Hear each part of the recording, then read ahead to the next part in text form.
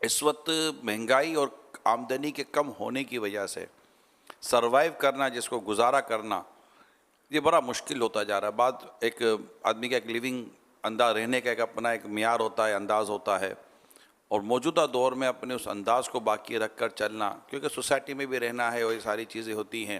آپ کیا کہتے ہیں کہ اتنی مہنگائی میں اور کم آمدنی میں ایک کیسے بندہ اپنا گزارا کرے گا؟ اب اس میں یہ کیا آمدنی اور اخراجات میں توازن برقرار رکھے کہ اب بعض اوقات کیا ہوتا ہے کماتے کم ہیں اور خرچہ زیادہ کرتے ہیں، اور مہینہ پورا ہونے سے پہلے ہی حساب کتاب پورا کر کے اب پھر وہ قرضے مانگتے پھرتے، ادھار سامان لینا شروع کرتے، پھر تنخواہ ملتی ہے تو پھر وہ اس کو پیمنٹ کرنا یا پھر اس کو ٹال مٹول کر کے وہ جھگڑے کرنا۔ تو اگر خوراک میں اور رہنے سہنے کے انداز میں کچھ فرق کرنا چاہیے کہ کم خرچ میں پیٹ کیسے بھرے، اس پر بندہ غور کرے۔ ہمارے بزرگوں کے تو واقعات ہے کہ روٹی پانی سے کھا لیتے تھے تو اس طرح بھی پیٹ بھر جاتا۔ چلو تو ہم یہ اتنی زیادہ ریاضتیں نہ بھی کر سکیں تو کم از کم سادہ غذا، اور سادہ غذا کس کو بولتے ہیں میرے خیال میں یہ سب سمجھتے ہوں گے، اس طرح کا اگر کریں گے تو خرچہ بچے گا اور کم خرچ میں گھر چلے گا اور خودداری برقرار رہے گی، قرض داریوں میں بھی نہیں پڑیں گے کہ بلا کسی سخت ضرورت قرض لینا بھی نہیں چاہیے، کہ یہ مطلب بڑی آزمائش کا کام ہے۔ فرمان مصطفیٰ صلی اللہ علیہ وسلم، قرض دین کا عیب ہے۔ حوالہ تاریخ دمشق لابن عساکر، جلد 56، پیج نمبر 523۔ بزرگان دین فرماتے ہیں قرض کا ٹینشن عقل کو خراب کر دیتا ہے۔ حوالہ میراث جلد 4 بالتصرف۔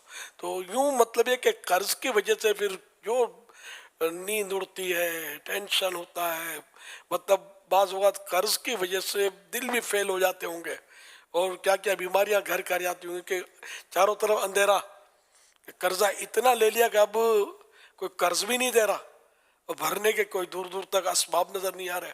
تو شاہی خرچے والے جو ہیں یا اڑاؤ خرچ جو ہوتے ہیں کہلاتے ہیں، جو یہ مطلب غور کریں، اور مینجمنٹ جب تک مینیج نہیں کریں گے نا اپنی آمدنی اور اخراجات کو، جب تک آپ کامیاب نہیں ہوں گے۔ مطلب جتنی محاورہ ہے کہ جتنی چادر ہے بندہ اتنا ہی پاؤں پھیلائے۔ صحابی ابن صحابی حضرت عبداللہ ابن عمر رضی اللہ عنہما فرماتے ہیں، فرمایا رسول اللہ صلی اللہ علیہ وسلم نے خرچ میں میانہ روی آدھی زندگی ہے، نہ درمیانہ درجہ۔ اور حضرت مفتی احمد یار خان رحمۃ اللہ علیہ فرماتے ہیں خوشحالی کا دار و مدار دو چیزوں پر ہے، کمانا، خرچ کرنا، مگر ان دونوں میں خرچ کرنا بہت ہی کمال ہے۔ کمانا سب جانتے ہیں، خرچ کرنا کوئی کوئی جانتا ہے۔ جسے خرچ کرنے کا سلیقہ آ گیا وہ انشاءاللہ ہمیشہ خوش رہے گا۔ کمانا آتا ہے لیکن خرچ کرنا نہیں آتا، یہ بس وہ نہ کرنے کا خرچہ جہاں نہیں ہوتا وہاں بھی کرتے ہوتے ہیں۔ میں یہ بھی مشورہ دوں گا جو ایوریج فیملیز جو اس وقت سن رہی ہیں کہ آپ ہر تیسرے چوتھے مہینے اپنے بجٹ کو بیٹھ کر ڈسکس کیا کریں، کیونکہ 2-3 مہینوں میں نا کچھ ایکسٹرا چیزیں آنا شروع ہو جاتی ہیں، کچن کی ایکسٹرا آئٹم آنا شروع ہو جاتی ہیں، باتھ روم کے آئٹم آنا شروع ہو جاتی ہیں، کوئی صاف صفائی کی ایکسٹرا آئٹم آنا شروع ہو جاتی ہیں۔ اگر آپ ہر تیسرے چوتھے مہینے بیٹھ جائیں گے نا کہ یار بجٹ کو اپنے ڈسکس کریں اور جیسی آمدنی اس کے مطابق کریں، تاکہ کچھ ہلکی پھلکی سیونگ ہو کہ کل کو بیماری ہو، پریشانی ہو، اللہ نہ کرے کوئی حادثہ ہو گیا تو پھر کسی سے قرضہ وغیرہ مانگنا نہ پڑے، آگے پیچھے کوئی 2-4 ایسے پیسے پڑے ہوئے ہوں کہ خدا نہ کہتا بچے کو چوٹ لگے اور پھر آپ نے بولے کہ یار ابھی 2-5 ہزار ہی نہیں ہے کہ بچے کی پٹی کروا سکیں، تو یہ سیونگ ایریا بھی تھوڑا آپ کا چلتا رہے گا۔ تو 2-5-20% اگر ہو سکے تو کوئی سیونگ موڈ کی طرف بھی جائیں تاکہ کسی بھی پریشانی کے وقت مانگنا نہ پڑے کسی سے، اور اللہ کرے کہ ہم ایک اس طرح کی زندگی گزاریں۔ تو اس طرح کی کچھ اصولوں پر عمل کرنے کی کوشش کریں گے نا تو اور فیملی سپورٹ کرے ایک دوسرے کے ساتھ، اور فرمائشوں کو پروان نہ چڑھنے دیں، اور ضرورتوں کو جہاں بعضوں کا ضرورتیں پوری کرنے کے لیے ہوتا ہے، کہتے ہیں کہ انسان شروع میں ضرورت پوری کرنے کے لیے کماتا ہے، پھر سہولتوں کے لیے کماتا ہے، پھر آسائشوں کے لیے کماتا ہے، اور اس کی یہ لمٹ، یہ اس کی کوئی لمٹ نہیں ہے۔ نہیں بالکل، یہ جن کے ایک مہینہ پورا ہونے سے پہلے ختم ہو جاتا نا پیسہ، وہ سر جوڑ کے بیٹھے کہ آخر کیا وجہ ہے کہ یہ پورا کیوں نہیں پڑ رہا۔ تو یہ کئی خرچے ایسے ہوں گے کہ جس کو مائنس کر سکتے ہوں گے تو مائنس کر دیں تو پورا ہو جائے گا. ایک حدیث پاک میں جو خرچ میں میانہ روی کرے گا, بیلنس رکھے گا, وہ غریب نہ ہوگا. ایک اور حدیث پاک میں جو شخص اعتدال قائم رکھتا ہے, بیلنس قائم رکھتا ہے, اللہ پاک اسے مالدار بنا دیتا ہے. اور جو آدمی ضرورت سے زائد خرچ کرتا ہے, اللہ پاک اسے فقیر کر دیتا ہے.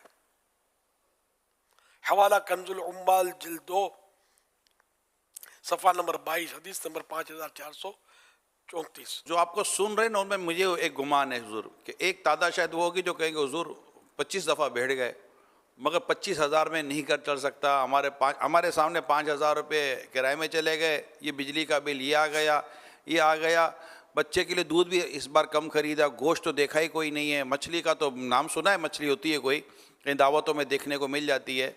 تو حضور ایسے جو بیچاری فیملیز ہیں, اور ہیں ایسی فیملیز کے جو بالکل کر کسر سے چلتے ہیں اور وہ نہیں ان کو بچتا, تو میری آپ سے درخواست ہے کہ ان کے لیے صبر کی, شکر کی, قناعت کی اور برکت کی دعا کرتے ہیں حضور. اللہ پاک ان سب کو تو صبر عطا فرمائے, برکت دے کہ اگر صبر کریں گے فقیر صابر, یہ فقیر کہلائیں گے, غریب مسکین جن کو پورا نہیں ہوتا. فقیر صابر کے فضائل پھر اپنے مالداروں سے, یہ فقیر جو ہیں یہ جنت میں 500 سال پہلے داخل ہو جائیں گے.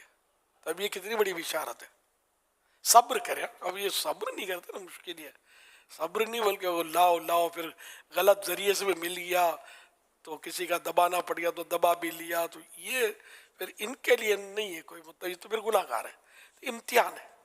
ہمارے اکابرین نے, ہمارے بزرگوں نے ضرورتاً واقع بھی تو کیے ہیں, بغیر کھائے پیے بھی تو گزارے ہیں نا وقت, کم کھایا بچا کر وہ جو بچ گیا روکھا سوکھا گزارا کر لیا اور زندگی گزر گیا. ہم کو اچھا کھانا چاہیے, پھر جو بچ گیا وہ دوسرے دن نہیں چلے گا, بس ہی ہے, ابھی اس کو پھینک دیا. ایک تعداد ہے جو مشکل یہ ہے کہ گھر میں جو بچتا ہے کھانا, اس پہ بھی میں نے کہ بہت کچھ پھینکا بھی جا رہا ہے. یہ بھی ایک بے برکتی کی ظاہر ہے کہ صورت تو سامنے ہی ہمارے, روٹیاں بچ گئیں وہ پھینک دیں گے, کھانا بچ گیا, سالن بچ گیا وہ پھینک دیں گے. انشاءاللہ کوشش کرتے رہیں گے, دعائیں بھی مانگتے رہیں گے, ورد و وظائف بھی ہوتے ہیں اس کے برکت کے لیے, انشاءاللہ ترکیب بن جائے گی.